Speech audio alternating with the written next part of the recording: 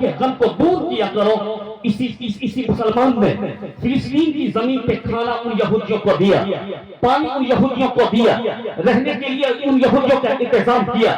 یہ یہودی اتنے بدذات ہیں کہ جس پلیٹ میں کھاتے ہیں اسی پیٹ میں چھید کرنے کا کام کرتا ہے. تو یہودی سے بڑا اس وقت ظالم کوئی نہیں ہے. اس کی تعداد صرف 90 لاکھ اسرائیل میں, اور اگر پوری دنیا کا ہم جائزہ لیں تو 1.25 کروڑ سے زیادہ تعداد اس کی نہیں ہے. لیکن آج مٹھی بھر یہودی کی ٹیکنالوجی دنیا کو آنکھ دکھا رہی ہے. وہ مٹھی بھر یہودی قطر کو آنکھ دکھاتا ہے, مٹھی بھر یہودی میں کہتا ہوں کہ یمن کو آنکھ دکھاتا ہے, وہ مٹھی بھر یہودی دبئی کو آنکھ دکھاتا ہے, وہ مٹھی بھر یہودی عرب کو آنکھ دکھاتا ہے.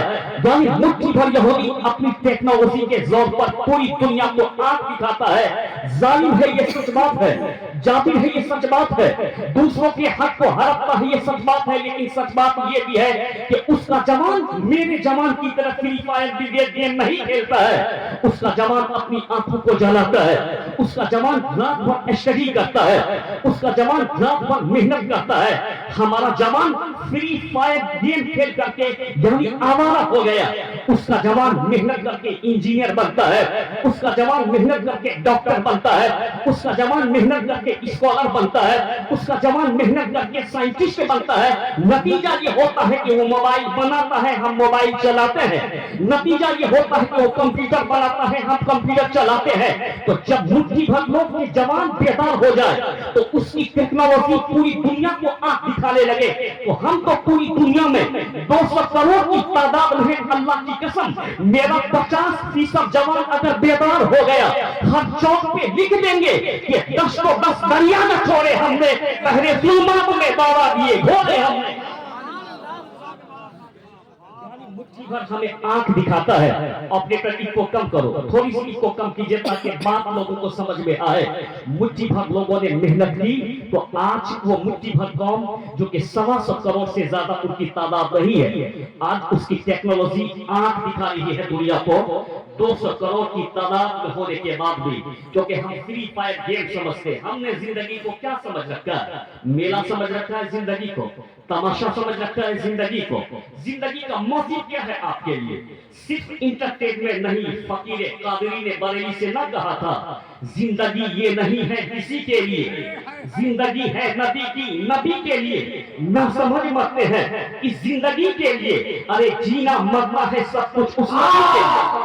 یہ پیغام فقیر قادری نے آج بھی ہم کو عطا کیا ہے. تو زندگی کا موضوع کیا ہے؟ زندگی کا موضوع اور اس کا مین ایم یہ ہے کہ ہم اللہ کو راضی کر لیں, ہم مصطفیٰ کو راضی کر لیں.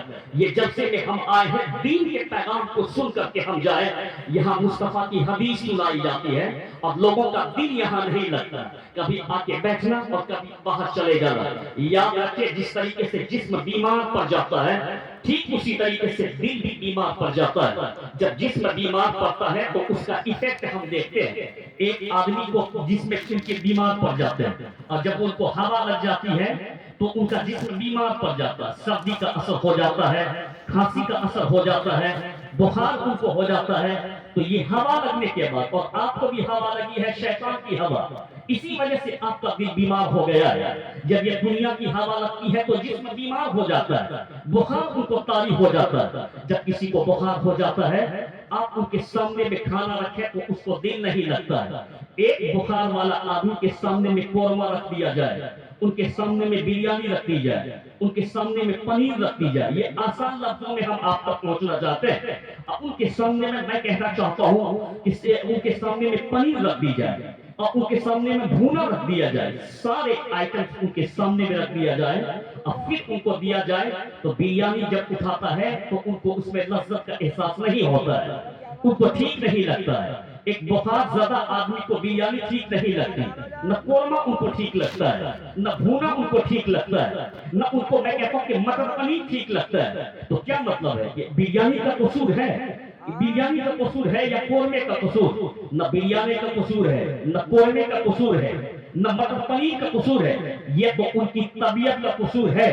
अभी एक पैरासीटामोल खिलाओ, जैसे बुखार उतर जाएगा तो फिर बिरयानी में भी लज्जत मिलती है, फिर कोरमे में भी लज्जत मिलती है, फिर मटर पनीर में भी लज्जत मिलती है।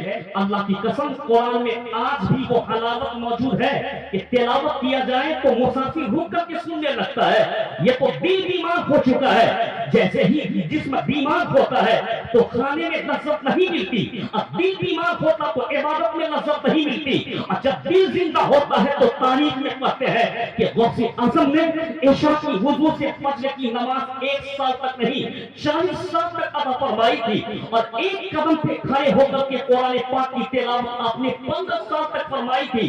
तो जब दिल बीमार होता है, न जलसे में मजा मिलता, न मस्जिद में दिल लगता, न मदरसे में दिल लगता। तो मैं कहता हूं कि दुनिया की बीमारी के लिए पैरासीटामोल की जरूरत है, दिल की बीमारी के लिए आलिम दीन की सोहबत इख्तियार करना जरूरी है हमारे लिए।